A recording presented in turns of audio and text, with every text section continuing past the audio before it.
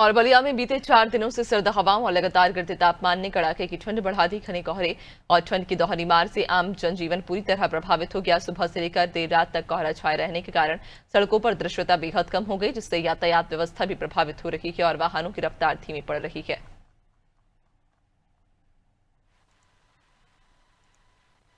और कल से काफ़ी ठंड बढ़ी हुई है, कोहरा है और टेम्परेचर काफ़ी गिरा है। इसको देखते हुए हम लोग 3 स्तर पर तैयारियां कर रहे हैं। पहले तो जहां जहां आवश्यक है वहां वहां अलाव जलाए। 233 ऐसे स्थान जनपद में चिन्हित किए गए हैं जहां हम लोग अलाव की व्यवस्था कल से प्रारंभ कर दिए हैं। पहले कुछ कम स्थानों पर जलता था, करीब 48-49 स्थानों पर जलता था। अब उनकी संख्या आज से हम लोग पूरा करा रहे हैं, कल से पूरा कराना शुरू कर दिए हैं। साथ ही साथ दूसरा जो काम है वो है कंबल वितरण का। कंबल वितरण की हमारी तैयारियां हो चुकी हैं और अब हम अगले 1-2 दिन में कंबल भी वितरण शुरू कर देंगे। तीसरे स्तर पर हम लोगों ने रैन बसेरों की व्यवस्था कराई हुई है। जैसे कोई रात में रेलवे स्टेशन से उतरता है, रोडवेज बस स्टैंड से या प्राइवेट बस स्टैंड से आता है, या कहीं से भी कोई व्यक्ति आया और उसको अपने घर तक पहुंचने में दिक्कत हो रही है, कोई गरीब आदमी है, कोई सड़क पे न सोए, किसी को ठंड न लग जाए, इसके लिए हम लोगों ने रैन बसेरों की भी व्यवस्था की हुई है।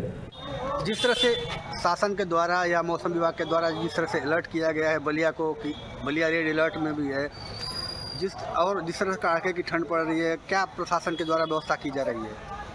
प्रशासन के द्वारा तो हमको तो कुछ नहीं दिखाई दे रहा है। आप तो पत्रकार हैं, आपको भी तो महसूस होता है।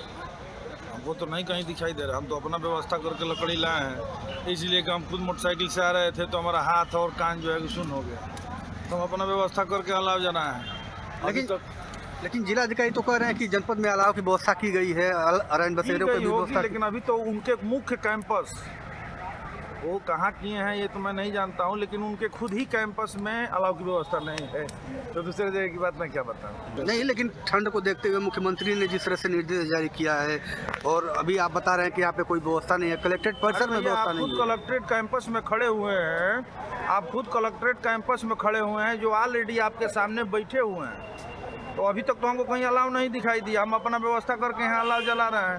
ये 2-4-10 लोग जो भी आग देख रहा है, आ रहा है, खड़ा हो रहा है, हाथ से रहा है, जा रहा है, अभी हमको नहीं दिखाई दे रहा है कहीं अलाव। कहीं नहीं दिख रहा है, हमको नहीं दिख रहा है। अगर जो आपको दिखता है तो बताइए, उनके मन में क्या चलता है वो बता सकते हैं, मैं नहीं बताऊँ, वो तो हमारे जिले के जिलाधिकारी हैं।